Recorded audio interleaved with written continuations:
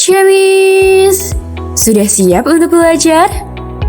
Setelah mengetahui penugasan proyek mengenai solusi untuk mengatasi permasalahan food waste, lalu apa yang dapat dilakukan untuk mengatasi permasalahan tersebut?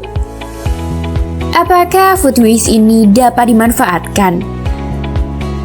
Tentu saja, banyak solusi yang dapat diterapkan, dan kali ini kita akan membahas beberapa solusi untuk mengatasi permasalahan tersebut. Adapun tujuan pembelajarannya yaitu siswa dapat membuat suatu produk secara kolaboratif untuk mendukung tujuan climate action.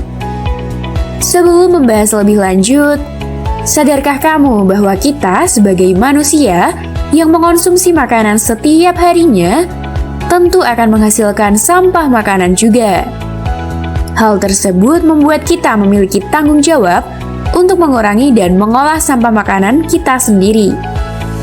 Mengurangi dan mengolah sampah makanan dapat dilakukan di mana saja, baik itu di rumah, di sekolah, di pasar, maupun di tempat lainnya. Asalkan kita memiliki kesadaran dan pengetahuan yang cukup, kita pasti akan melakukannya. Terdapat beberapa hal yang dapat kita lakukan untuk mengatasi permasalahan food waste atau sisa makanan. Mari simak pendapat berikut ini. Sebagai generasi muda untuk menanggapi permasalahan food waste itu tentunya saya akan memulai pada diri saya sendiri. Mulai dari mengambil makan sesuai dengan porsi saya tentunya untuk menghindari adanya sisa makanan dan akan dibuang. Kemudian yang kedua, saya selalu membuat draft pembelian barang berupa sayur dan juga buah. Karena apa? Hal tersebut untuk menghindari adanya belanja yang berlebihan dan berpotensi untuk membuang sayuran ataupun buahan yang telah membusuk. Dengan jajan tidak berlebihan dan memilah sampah tersebut sesuai dengan tempat sampahnya. Saya juga mengambil porsi makanan sesuai dengan kebutuhan saya dan tidak berlebihan. Setelah mengetahui beberapa pendapat tersebut, mari simak lebih lanjut mengenai tips untuk mengatasi permasalahan food waste. Yang pertama, membuat daftar belanja. Sebelum berbelanja, kita perlu membuat daftar belanja. Daftar belanja sangat penting dibuat untuk menghindari perilaku konsumtif berlebih akibat banyaknya keinginan. Yang kedua, mengatur porsi makan dan minum. Kita harus memastikan bahwa makanan yang diambil tidak berlebih dan tidak bersisa hingga pada akhirnya dibuang ke tempat sampah. Yang ketiga, memahami batas waktu penyimpanan. Setiap produk pangan yang segar maupun yang diolah memiliki batas waktu penyimpanannya masing-masing. Terdapat beberapa istilah yang mungkin ditemukan pada label kemasan. Di antaranya sebagai berikut. Best before menunjukkan batas suatu produk masih layak untuk dikonsumsi meskipun telah melewati batas, namun produk telah mengalami penurunan kualitas. Expired date menunjukkan batas waktu penggunaan produk sebelum rusak secara alami sesuai umur simpannya. Pack date menunjukkan waktu di mana suatu produk dikemas. Sell by date menunjukkan batas waktu di mana sebuah toko harus menjual barangnya tidak melebihi batas waktu yang tercantum. Use by atau quality date menunjukkan batas waktu maksimal produk dapat dikonsumsi dan digunakan secara aman. Masa simpan menjadi salah satu parameter yang harus ada dalam kemasan produk pangan. Yang keempat, menyimpan makanan dengan tepat. Aktivitas menyimpan pangan terjadi di sepanjang rantai produksi, mulai dari pangan segar oleh produsen, bahan baku maupun pangan olahan oleh industri pengolahan, unit distribusi maupun retail, hingga ke konsumen. Pangan segar maupun olahan memiliki karakteristik yang berbeda-beda, sehingga perlu dilakukan penanganan penyimpanan yang tepat. Yang kelima, sisa makanan jangan dibuang. Dapat dijadikan ekoenzim. Sisa makanan seperti kulit buah dan sayuran dapat diolah menjadi ekoenzim.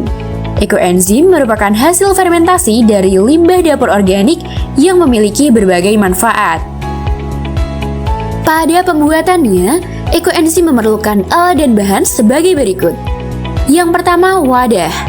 Wadah yang dapat digunakan memiliki ciri-ciri tidak mudah berkarat seperti plastik, tidak rentan pecah dan meledak, serta memiliki tutup yang lebar dan wadah yang besar.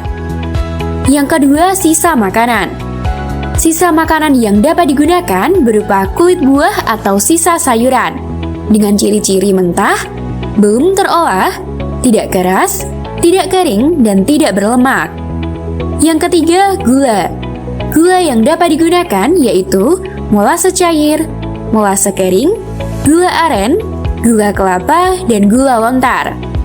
Molase merupakan produk sampingan dari industri pengolahan gula yang masih mengandung gula dan asam-asam organik. Perlu diperhatikan bahwa gula pasir tidak dapat digunakan karena mengandung bahan kimiawi. Yang keempat, air. Sumber air yang dapat digunakan yaitu air sumur, air hujan, air buangan AC, air isi ulang, air pump, dan air galon. Adapun komposisi yang disarankan menggunakan perbandingan air banding sisa makanan dan banding gula sebesar 10:3:1. Lalu, bagaimana cara membuat ekoenzim? Mari simak lebih lanjut. Siapkan terlebih dahulu alat dan bahan yang diperlukan. Masukkan molase gula ke dalam wadah yang telah berisi air. Kemudian masukkan sampah sisa makanan, baik berupa kulit buah atau dapat juga menggunakan sisa sayuran. Gunakan perbandingan sesuai dengan yang telah disebutkan sebelumnya. Lalu yang terakhir, tutup wadah dengan rapat. Beri juga label tanggal pembuatan dan tanggal panen. Selama 1 minggu pertama, buka setiap hari penutup wadah untuk membuang gas. Aduk di hari ke-7 dan ke-30. Setelah 90 hari, ekoenzim siap dipanen.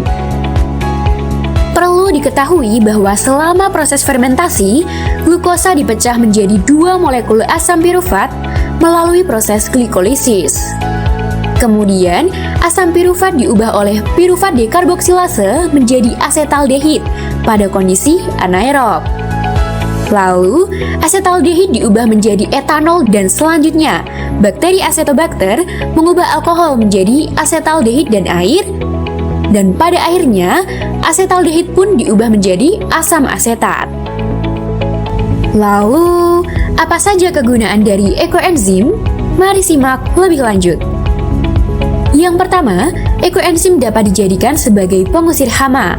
Berdasarkan penelitian Janatan dan Satria tahun 2022, larutan ekoenzim berpotensi untuk dijadikan repolen alami atau zat yang dapat digunakan untuk mengusir serangga, hewan, atau organisme lainnya. Dalam hal ini, digunakan untuk mengusir populasi semut hama paraoh di tingkat rumah tangga dengan tingkat level repelensi sangat tinggi sebesar 86,7% dibandingkan asap cair sebesar 73,3%. Hal tersebut terjadi karena ekoenzim memiliki bau khas hasil fermentasi bahan-bahan organik dan memiliki pH yang cenderung asam. Lingkungan yang asam tidak disukai oleh semut dan dapat menghambat pertumbuhan populasi semut. Yang kedua, dapat dijadikan pembersih serbaguna. Pujiati dan Retrian Dallas tahun 2018 telah melakukan sosialisasi mengenai pemanfaatan limbah kulit buah sebagai ekoenzim dan dapat dijadikan sebagai pembersih serbaguna karena adanya kandungan asam asetat yang berperan sebagai asam organik untuk membantu melarutkan kotoran dan memberikan sifat antibakteri. Kemudian terdapat kandungan alkohol atau etanol yang memiliki sifat antiseptik yang dapat membantu membersihkan dan membunuh mikroorganisme. Setelah mengetahui cara mengatasi permasalahan food waste, silahkan kerjakan proyek sesuai instruksi dengan topik yang berbeda sesuai kreativitas masing-masing kelompok. Setiap tindakan kecil kita dapat menjadi bagian dari perubahan positif yang menciptakan dampak besar bagi bumi. Mari menjadi warga dunia yang bertanggung jawab serta ikut berkontribusi pada perubahan positif untuk menciptakan masa depan yang berkelanjutan.